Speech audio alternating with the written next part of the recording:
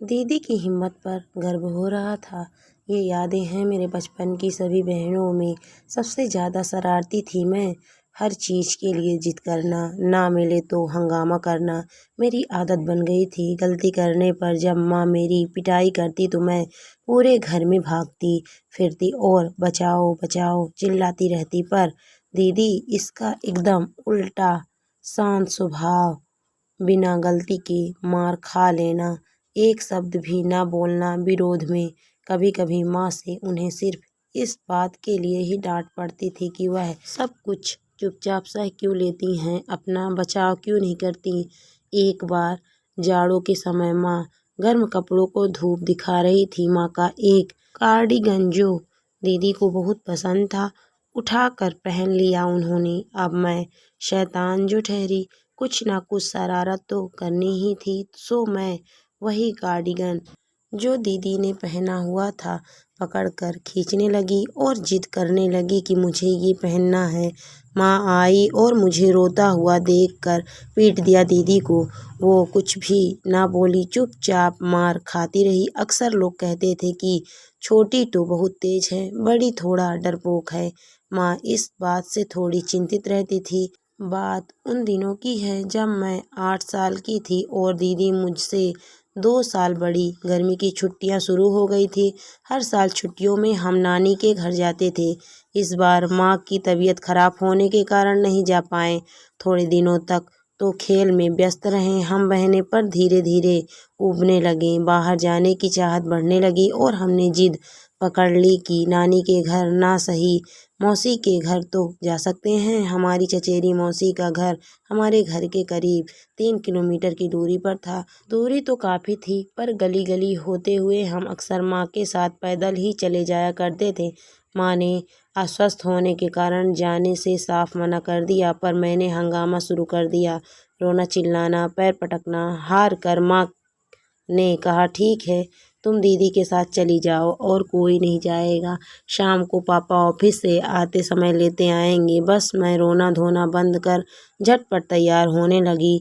निकलने से पहले माँ ने कुछ हिदायतें दी। सीधे घर जाना, अनजान गलियों में मत घुसना, किसी के बहकावे में मत आना, वगैरह वगैरह। हमने माँ की हर बात में हामी भरी। मैं बहुत उत्साहित थी। आप सभी सोच रहे होंगे कि अकेले बेटियों को कैसे भेज दिया माँ ने, पर तब समय इतना खराब नहीं था।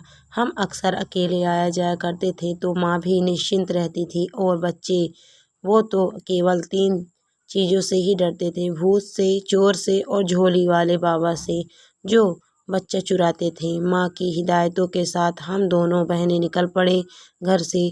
जून का महीना, दोपहर का समय, सभी अपने अपने घरों में बंद। हम गलियों गलियों होते हुए आगे बढ़ते जा रहे थे। मैं मस्ती में उछलती कूदती आगे आगे भागी जा रही थी। बड़ी होने के नाते दीदी बार बार मेरा हाथ पकड़ने की कोशिश करती, कभी साथ साथ चलती, कभी पीछे पीछे। घर से आधी दूरी तक निकल आए थे हम, पर मेन रोड से अभी भी दूर थे हम। तभी अचानक एक गली से एक आदमी निकला और हमारे पीछे चलने लगा। बहुत ही डरावनी सी सूरत, मैले कुचैले कपड़े और अजीब सी हरकतें। दीदी ने अपने कदम तेज कर दिए, उसकी भी चाल बढ़ गई। दीदी ने मेरा हाथ कसकर पकड़ा और दूसरी गली में घुस गई। वो आदमी भी उसी गली में आ गया पीछे पीछे। अब दीदी बुरी तरह डर गई और लगभग दौड़ते हुए चलने लगी। वो भी दौड़ने लगा। उसके एक पैर में शायद कुछ दिक्कत थी, इसीलिए बहुत तेज नहीं दौड़ पा रहा था, फिर भी काफी नजदीक आ गया था। हमारे स्थिति की गंभीरता से मैं अनभिज्ञ थी, पर दीदी नहीं। जब गली लगभग समाप्त होने को थी और मेन रोड सामने नजर आने लगी, तब दीदी जान लगाकर चिल्लाई, रीनू भाग। और ये आवाज़ ऐसा लग रहा था जैसे मेरे कानों में ना जाकर सीधे मेरे पैरों में घुस गई हो, और मैं पूरी ताकत लगाकर दौड़ने लगी, ये जानने की कोशिश किए बिना कि आखिर हुआ क्या है पीछे। मेन रोड को मैंने इतनी तेजी से पार किया कि इस बात का भी होश नहीं रहा कि किसी वाहन से ना टकरा जाऊं। रोड के दूसरी तरफ एक आदमी कुल्हाड़ी से लकड़ियाँ चीर रहा था। मैं वहाँ जाकर ज़ोर ज़ोर से चिल्लाने लगी, बचाओ बचाओ। मेरी चीखने चिल्लाने की आदत यहाँ खास काम आई। तब तक दीदी भी सड़क पार कर आ गई। वो बहुत ज़ोरों से हाँफ रही थी। लकड़ी चीरना छोड़कर उस आदमी ने पूछा, बिटिया क्या हुआ? मैंने हाथ से उसे डरावने गंदे आदमी की ओर इशारा किया तो उसने अपनी कुल्हाड़ी उठाई और उसके पीछे दौड़ पड़ा। उसे बहुत दूर तक खदेड़ कर वापस आ गया। हमने उसे सारी बातें बताई। उसने कहा, अब डरने की कोई बात नहीं, सड़क से जाना, गलियों से मत जाना। फिर हम डरते डरते मेन रोड से होते हुए मौसी के घर पहुँचे। जब माँ को पता चला तो बहुत पछता रही थी अकेले भेजने पर। साथ ही साथ दीदी की हिम्मत पर गर्व भी हो रहा था उन्हें। हमेशा चुप रहकर सब कुछ सह लेने वाली और कुछ बोलने की हिम्मत न करने वाली दीदी ने अपने बचपन की उम्र में जिस परिपक्वता और बुद्धिमत्ता का परिचय दिया था, आज से 40 साल पहले के समय में 10 साल की बच्ची से इतने साहस की कल्पना भी शायद नहीं की जा सकती।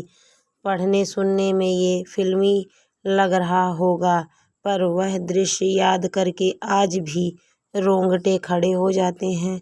कुछ भी अनहोनी हो सकती थी उस दिन। उन्होंने न सिर्फ मुझे बचाया, खुद भी बचकर आ गईं। अपने बचपन में ही उन्होंने बड़े होने का फ़र्ज़ निभा दिया। इसके लिए मैं जीवन पर्यंत उनकी ऋणी रहूँगी।